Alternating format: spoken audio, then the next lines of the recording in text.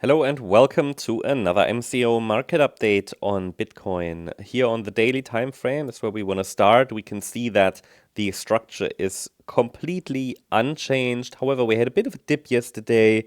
That is probably the largest one we've had in quite some time here in this move to the upside.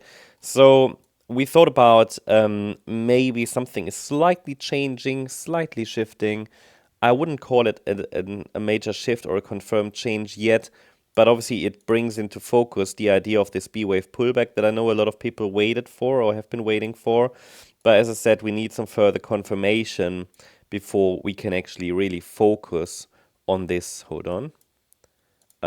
B-wave support area, which is between 81,340 and $95,840. Yeah. So far, I would say the risk is high still that this B-wave pullback occurs, but the main takeaway is and has been, as long as we hold then the B-wave support here at the 78.6 retracement, the overall bullish outlook remains intact. Yeah.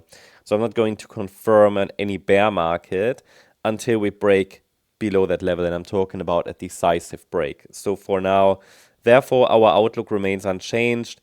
There are two bullish scenarios I'm tracking basically. The first one is this direct move to the upside, in which we rally very directly in this 5-wave pattern to the upside to round about 130k. That hasn't changed at all. This yellow scenario, despite yesterday's dip, it hasn't changed. I mean, on the smaller time frame, we can discuss whether, this is a 1-2 and we're now doing an A, B, C in wave 3. So basically, as long as this wave 2 low stays intact, everything stays unchanged, right? Or whether we're dealing with a wider flat correction where the wave 2 is unfolding still and we're dealing with an overshooting B wave here, that this top that formed on Thursday or Friday was actually an overshooting B wave.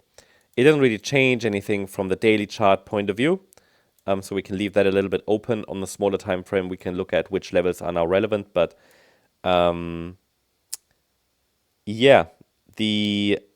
technically speaking, this wave 2 in yellow would have quite some space. But I can tell you that once we get a break below 100,750, I think it looks better as white wave B. So either way, we have a support area on the smaller time frame.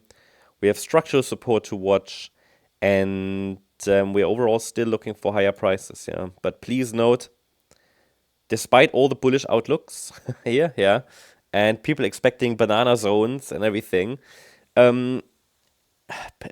please note that we are already in a situation where the price has reached all my targets structurally. Okay, we even have a 5-wave move up from the November 22 low. And that's not only 5 waves from that low, we also have a 5-wave move now from the August 24 low. So it is a full wave count to the upside. Yeah, it would just look best if we get that last stretch to round about 130k as well. Now let us take a look at the shorter time frame. I don't think we've had many changes, no change since yesterday. So obviously we had the dip into this support area, which I've added. I call it weak support. I just show you some Fibonacci levels here that you can watch. I mean, the market is respecting them, so just for anybody who's interested in these, we have support between 108,102 and 104,186. This is Fibonacci support, with a 50% retracement being the one to which the price has now reacted.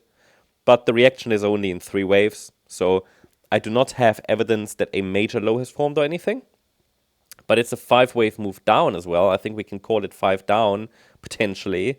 It's not very clear, but we might call it a 5-wave decline, so it might need, I mean, that could be all of wave C, even though that would be quite short for the wave C. Yeah, if we talk about, as I just showed you on the larger time frame, this as a flat correction, A wave down, B wave up, C wave down, I'm not sure. Yeah, so without a 5-wave move up, I don't have any evidence of a low. I think it's as easy as that.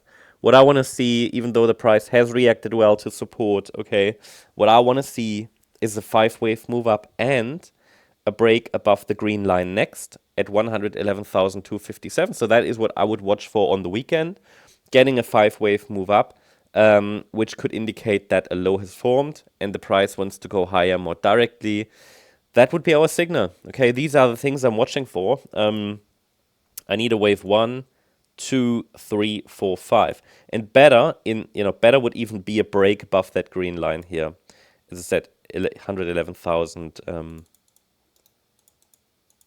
Hold on, 250. Yeah, and until that happens, until we get a 5-wave rally, further consolidation over the weekend cannot be ruled out, or even lower prices, because it's a 5-wave move down. That, of course, keeps the door open for lower prices, and that would also still be possible within yellow wave C of 2. Could go quite a bit lower. I told you on the daily chart that 100,750 is important, and my communication has been quite clear that I'm looking for lower in the near term until we get that 5-wave move up. I need more structure. I mean, this does look like 5 waves down. It could be a lot of stuff. Wave 1 to the downside. All of the wave C, maybe, but then I would want to see a 5-wave advance for confirmation. That's the update on Bitcoin. I hope you liked the update. If you did, please hit the like button, leave a comment, and subscribe. And if you really like the content, then please check out the channel membership. Thank you very much. Bye-bye.